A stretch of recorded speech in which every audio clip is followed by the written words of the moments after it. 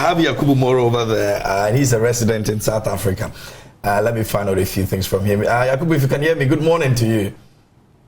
Yeah, good morning, sir. How are you? I'm very well, thanks. And yourself? We are doing well by the grace of the Almighty God. Great. What's the current situation in South Africa right now, or where the incident of the robbery attack in the church and the subsequent kidnapping of the Pentecost deacon? What's the situation now? Okay, currently CAM has totally been restored, but the congregants are still in trauma. That is the first of its kind that they've ever witnessed a kidnapping and also a robbery, especially in the church. Some of them have been in this country for the past 12 years. They've never been involved or seen such or witnessed such a thing, apart from probably seeing it on TV or in movies. So experiencing it live, especially in the church, which is supposed to be a peaceful place, has left many of them in a traumatic situation. The only good news that we have for the viewers and the listeners is one of the church members who was an elder, and then also by then he was working with one of the financial sector, which is a bank in South Africa. He was kidnapped after the robbery. Good news is today we found him alive. He's fitter than even the economy of Ghana. So that is the good news that I have for the whole country. We were only hoping for his safe return. Thank God he's back safely. The armed robbers didn't demand for any ransom. That is the good news. And the police are also on high alert to fish out those criminals. They are monitoring every movement of each and every one, especially regarding this issue. So the police are refusing to reveal most of the information to us. And the gentleman who was kidnapped is also not speaking publicly to us. We understand due to security reasons. Most of this has to be involved or being given to the police for them to also be able to know what is best for all of us. Are there any arrests in terms of the kidnappers or the robbers that went into the church? Not at the moment. The only thing that the police are relying on are crucial information from the church members, especially with regards to identifying the robbers, maybe special tattoos, etc. You understand? We were fortunate to have a footage of some of them, of which it was about 2 of the robbers that were captured live. So we hope the security would be able to use those to identify them. So going forward, we will use this medium to appeal to all Ghanaians, especially in South Africa, to make use of this new technology, which is installing CCTV in their workshops, in their houses, churches, etc.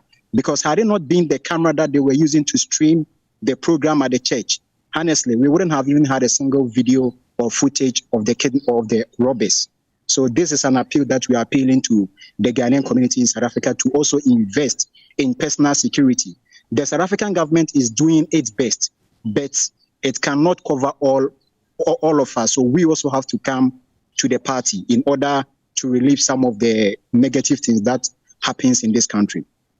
I'm curious to know, robbers enter a church, they don't take anything from the church.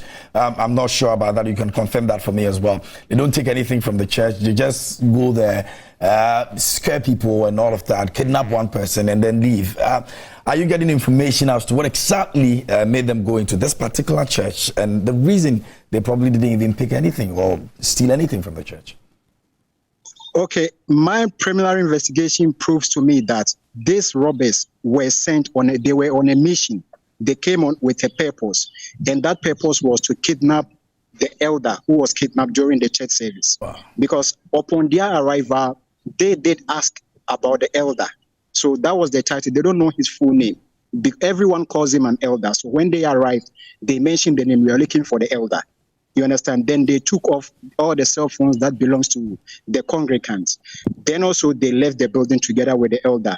And the elder in question is also working with a bank in South Africa. So it's likely that the kidnapping would probably be arrested, would be probably connected to where he was or where he is working with.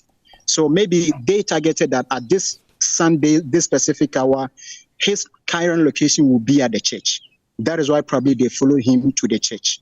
Maybe if they went to his residence, it wouldn't be easy for them to penetrate him because security is tight in some of the residents of which some of us are residing.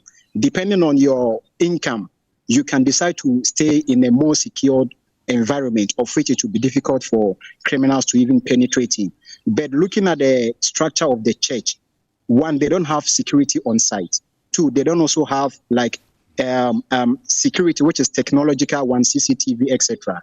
So this makes the church prone to criminals. So I hope this will signal the authorities to beef up their own personal securities on site. Okay, for the purposes of our viewers who probably are getting to know this for the first time, which area is this we're talking about in South Africa? It's Johannesburg, which is the capital of South Africa. Oh, so it happened in Johannesburg. That is the crime hotspot. Okay, okay. And what's the crime rate in the area like, by estimation? Johannesburg is the hub of crime, if I will put it that way. It's very difficult to wake up a day without hearing of a single crime being committed in an area in Johannesburg. It's very difficult. Yeah, so that is the rate. So probably on a rate base, I would say 90%, probably 95% wow. crime, because Johannesburg is involved with a lot of people, both locals and migrants, especially Zimbabweans.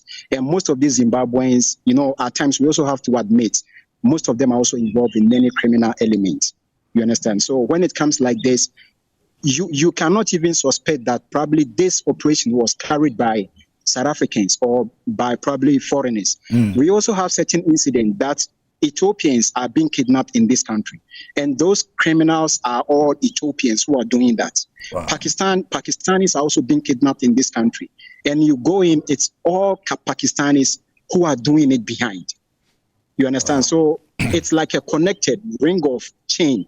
Whenever they see this person has maybe this kind of business, there is money, they kidnap that person and then demand for a ransom. After the ransom has been paid, then they release the person. That is the new form of criminal elements that we are sitting with in this country. Maybe finally, there's been growing concern about these crimes and people visiting South Africa and how safe they are in the first place. You've been there, and you know, for what you've seen over the period, what would you say as an ambassador of Ghana over there? What would you say in terms of these concerns that has been raised by individuals?